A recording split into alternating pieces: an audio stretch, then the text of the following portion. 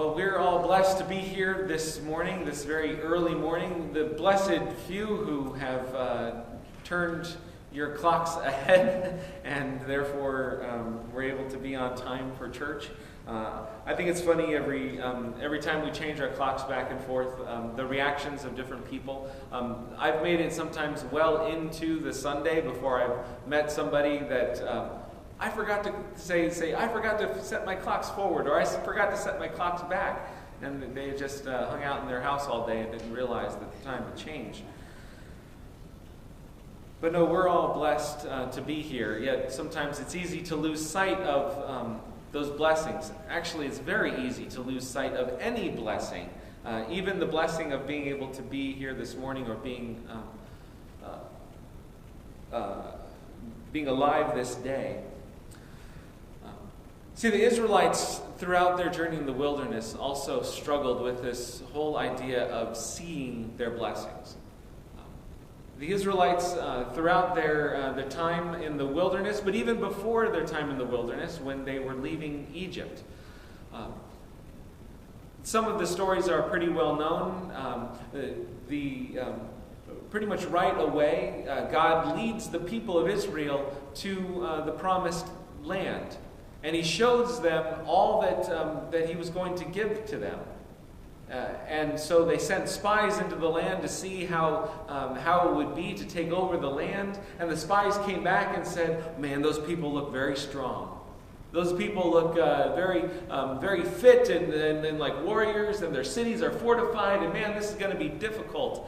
And the people start to get afraid. Even though God had just blessed them with escaping one of the most powerful nations at the time, the people were afraid and didn't trust that God would help them. And so they disobeyed God, and they didn't go into the land that had been promised. And because of this, God sends them into the wilderness for 40 years to wander the wilderness until that generation, that faithless generation, passed. And a new generation was able to take over and lead them into the future.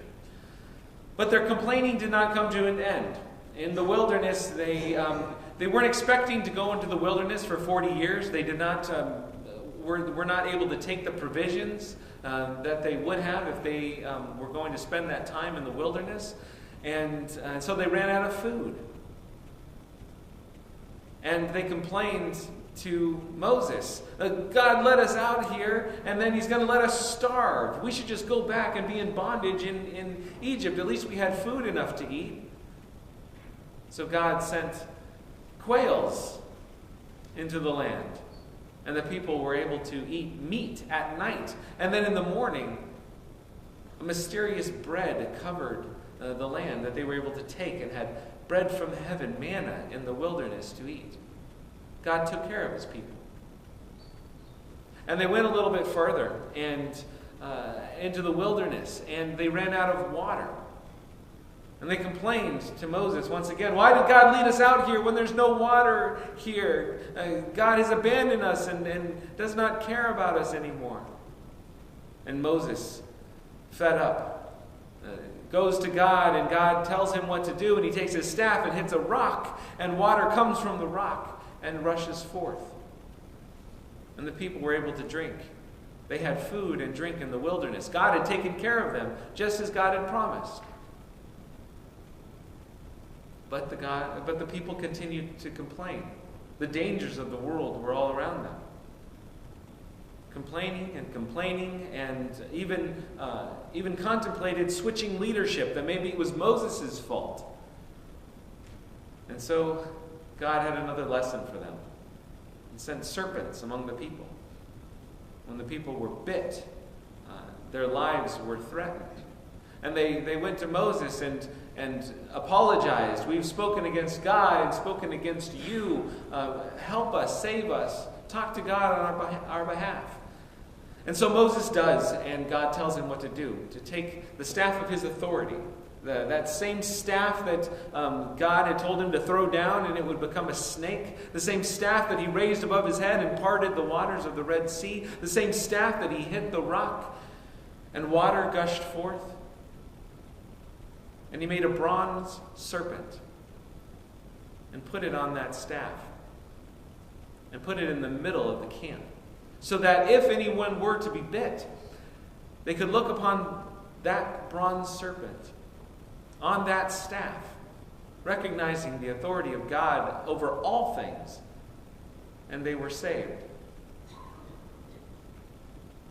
Again and again and again, God blessed the people with his presence. God blessed the people with his guidance. God blessed the people with provision. And again and again and again, people lost faith. Now, it's easy to condemn this kind of action, and it's easy to speak out against it. And those faithless Israelites, seeing God work in the world again and again and again, and they continue to not believe in God. But actually, it mirrors our own experience, doesn't it? Isn't there something about out of sight, out of mind? And sometimes in the lowest times in our lives, we say, I can't see God working. I can't see God in my life. Why has God abandoned me? Why did God allow this to happen or that to happen? And our faith becomes affected by what happens to us. Out of sight, out of mind, just like the Israelites. Now, the Israelites had the benefit of seeing these amazing miracles unfolding in front of them. The miracle of water gushing from a rock where before there was no water. The miracle of being saved by looking upon a bronze serpent whenever they were bit. These were real and palpable things. They saw the cloud of God, the presence of God, engulfing the top of Mount Sinai when Moses was there receiving the law. Yet they continued to lose heart, even though they had seen God at work. In a cloud during the day, or a pillar of fire by night. Yet they continued to lose faith. John chapter 20, verse 29.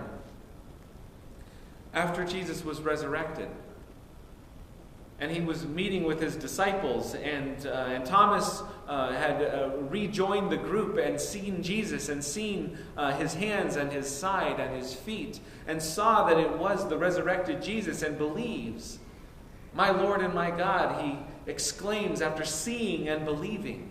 And Jesus says, you have seen, and therefore you believe. But blessed are those who have not seen, and yet have come to believe. That's us, folks. That's us. Because there are many times when we have not seen God working in our lives, and yet we hold on to belief in God. That we hold on to that one thing throughout our lives. That we're blessed by the knowledge of God being a part of our lives, even though we have not seen these sorts of miracles necessarily working in our lives.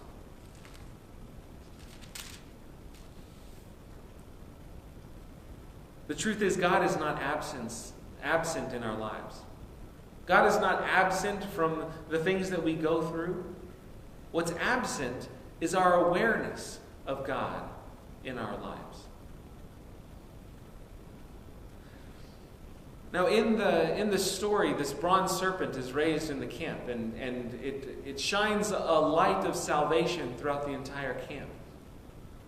And that new symbol of our salvation, the cross with Jesus dying on it, our forgiveness made physical in the presence of Christ on the cross, and the resurrection that attested that this miracle, this forgiveness, this grace is real, that knowledge can shine a light everywhere in our lives.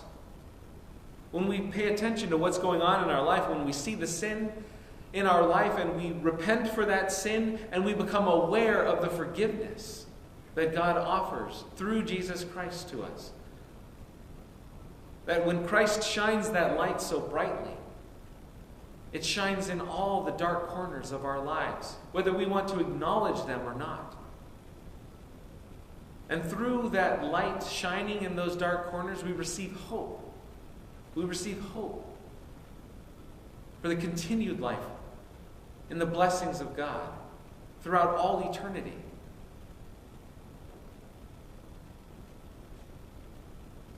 God takes care of us more than we ever know. More than the Israelites knew, God took care of them.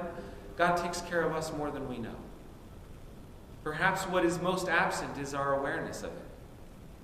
So continue to shine the light in your life. Continue to show God's goodness in the world, and continue to receive the blessing of forgiveness and grace and love that God has to offer. And let hope reign, and let faith be active in love. Amen.